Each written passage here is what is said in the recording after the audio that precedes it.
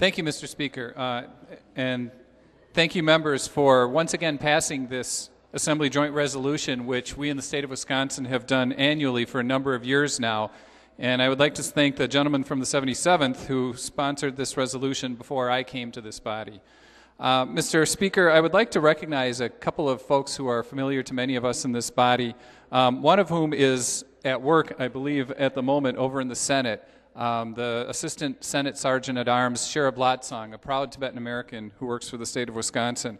And, Mr. Speaker, I'd also like to recognize in our own body a gentleman who formerly worked for the gentleman from the 1st and who is now a member of the Senate Sergeant Staff, another proud Tibetan American, Sherab Punki. Is Sherab here? Sherab, welcome.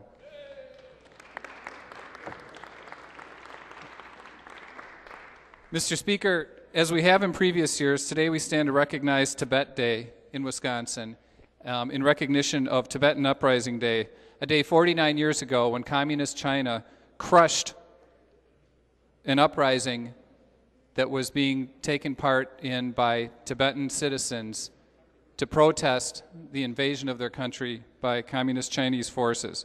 According to the Chinese military, in the 7 months that uprising within 7 months of that uprising being put down, more than 87,000 Tibetans were killed at the hands of the Chinese army. And the Dalai Lama was forced to flee and has never been allowed to return to Tibet. Since that time, the Chinese military and the Chinese government has engaged in a systematic and violent cultural genocide of the people of Tibet, resulting in the death of over 1 million Tibetans, and with 130,000 plus Tibetans living in exile. Mr. Speaker, in Tibet there is no freedom of religion, there is no freedom of press, and there is no freedom of speech. And it's important that we who live in a free society speak out against injustice wherever it is found. And unfortunately, injustice is found in abundance in the Chinese treatment of Tibetans. Now, some people ask, who notices when the Wisconsin State Assembly and State Senate recognize the people of Tibet? Well, not long after we passed this motion last year, I received an unscheduled visit from two gentlemen from the Chinese consulate in Chicago. They strongly urged me to stop authoring this resolution. They told me they didn't appreciate the fact that we in Wisconsin recognize the people of Tibet and their plight. Mr. Speaker, I responded to those gentlemen from the Chinese consulate that I didn't appreciate their treatment of the Tibetan people. I didn't appreciate the fact that there is no freedom of speech, no freedom of religion in Tibet. And I certainly did not appreciate the fact that last year a 17-year-old nun was murdered in cold blood by Chinese soldiers at the border. See, these gentlemen didn't realize that in the United States we do have freedom of speech, we do have freedom of religion, and we do have freedom of the press, none of which are afforded to the people of Tibet under Chinese rule. They came to see me because they were nervous. They were nervous because the Olympics are coming up. And this year, all eyes of the world will be on China.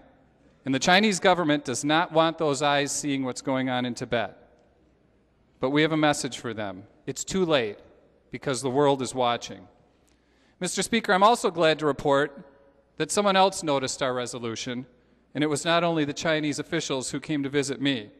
About a month later, the gentleman from the 77th and I had the pleasure of meeting with another person who noticed, His Holiness the Dalai Lama of Tibet.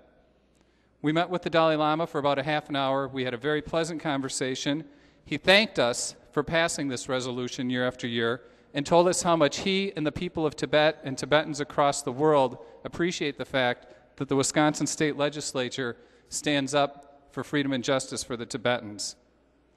Mr. Speaker, on behalf of the Dalai Lama, I'd like to thank you and the members for consistently recognizing the people of Tibet.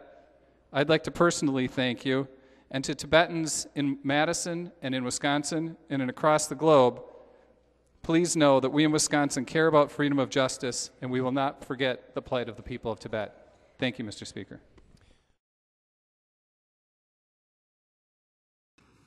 Assembly Joint Resolution 104, of Land Day declaring March 10, 2008 Tibet Day. Introduced by Representative Parisi and Senator Lehman.